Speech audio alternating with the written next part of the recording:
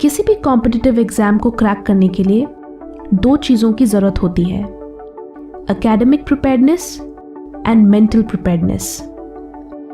Academic preparedness के लिए तो आपको बहुत हेल्प मिल जाएगी, both online and offline, but mental preparedness is something जो आप खुद ही डेवलप करते हो। इनफैक्ट मैं तो ये कहूँगी कि कॉम्पिटिटिव एग्जाम्स एकेडमिकली स्ट्रांग लोगों के लिए नहीं, मेंटली स्ट्रांग लोगों के लिए है। So before going into the tips, मैं इस बात को एम्फसाइज करना चाहूँगी कि यूजुअली कॉम्पिटिटिव एग्जाम्स की जर्नी बहुत लंबी होती है एंड इसे पूरा करने के लिए आपको सही माइंडसेट, स्टैमिना और अंडरस्टैंडिंग की ज़रूरत है।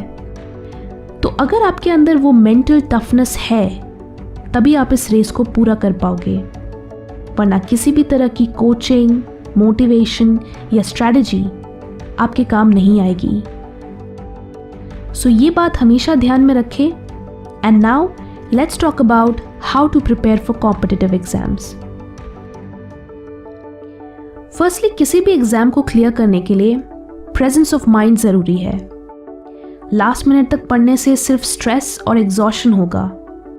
तो स्ट्रैटेजी बनाने से पहले सिलेबस को देखो एंड फिगर आउट कि आपकी स्ट्रेंथ्स एंड वीकनेसेस क्या हैं।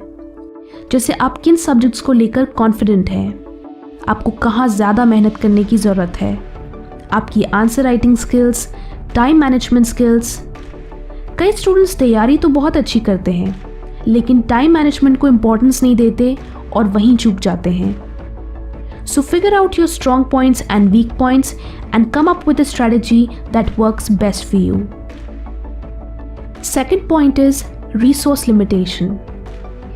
सिलेबस को एनालाइज करने के बाद आप अपनी रेफरेंस बुक्स की लिस्ट बनाओ। आपको ज़्यादा एडवांस लेवल बुक्स कंसिडर नहीं करनी है, जो स्टैंडर्ड एंड बेसिक बुक्स हैं उन पर ही फोकस करो। ज़्यादा बुक्स पढ़ने से कंफ्यूजन भी होगा और टाइम वेस्ट भी, so stick to the basics. Always remember that fewer books and multiple revisions is the key. अपने रेफरेंस बुक्स की लिस्ट बनाने के लिए कंसिडर ऑथेंटिक सोर्सेज, जिन्होंने एग्जाम क्लियर किया है या जो टॉपर्स रह चुके हैं, उनकी बुक लिस्ट से आइडिया लो। दोस्तों, वीडियो में आगे बढ़ने से पहले एक अनाउंसमेंट। MBA एस्पिरेंट्स जो ZAT, IIFT, CMAT and TIS की तैयारी कर रहे हैं, वो अनअकैडमी के इस जनरल नॉलेज टेस्ट सीरीज़ को ज्वाइन कर सकते हैं। ये टेस्ट सीरीज़ बिल्कुल फ्री है। आप नीचे दिए गए लिंक से इसमें एनरोल कर सकते हैं using the referral code FundaTube। ये 23 नवंबर से शुरू हो चुकी है और इसकी टाइमिंग है एवरी मंडे सुबह 11 बजे से 12 बजे तक। इन टेस्ट को एक्सपर्ट फैकल्टीज द्वारा प्रिपेयर किया गया है और हर टेस्ट के बाद सेम डे उनकी इन डेप्थ एनालिसिस भी होती है, दोपहर 2 बजे से 3 बजे तक।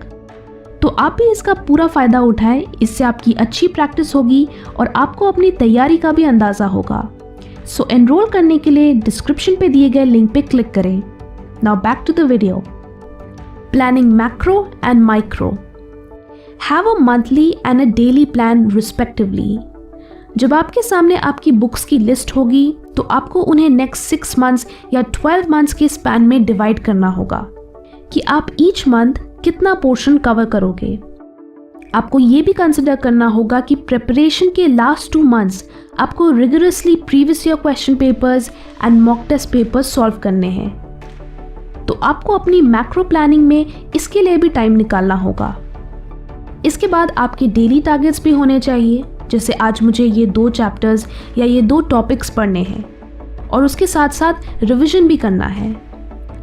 क्योंकि ये एक मैराथन है तो proper planning and proper execution से ही आप इस जर्नी को कंप्लीट कर पाओगे। इनिशियली आप बहुत हार्ड वर्क करोगे बट धीरे धीरे जोश ठंडा पड़ता जाएगा and then you will fall behind. So track पे बने रहने के लिए एक मैक्रो एंड माइक्रो प्लान होना ज़रूरी है। Number 4, breakup time. Competitive exams के लिए आपको एक दिन में कम से कम 2 से 3 अलग अलग चीज़ें पढ़नी पड़ती हैं, चाहे वो न्यूज़पेपर हो या कोई पर्टिकुलर बुक या फिर रिवीजन। तो आप अपने टारगेट्स के हिसाब से अपने दिन को डिवाइड करो और कंटिन्यूअसली पढ़ने के बजाय 2 से 3 घंटे के इंटरवल्स में पढ़ो।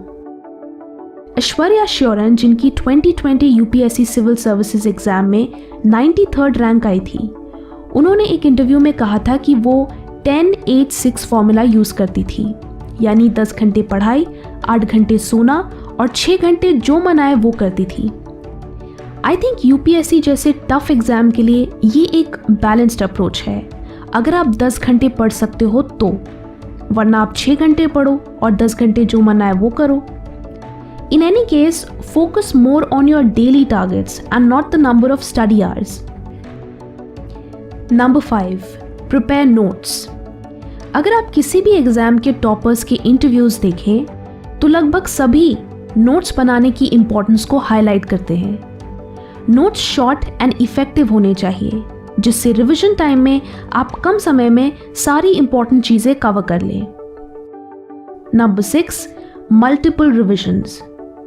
Always remember, study plus no revision is equal to no study.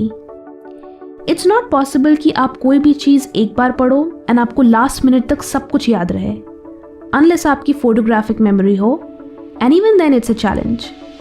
इसलिए एवरी डे मिनिमम 1 घंटा रिविजन को दो, या हफ्ते में 1 दिन रिविजन के लिए अलॉट करो।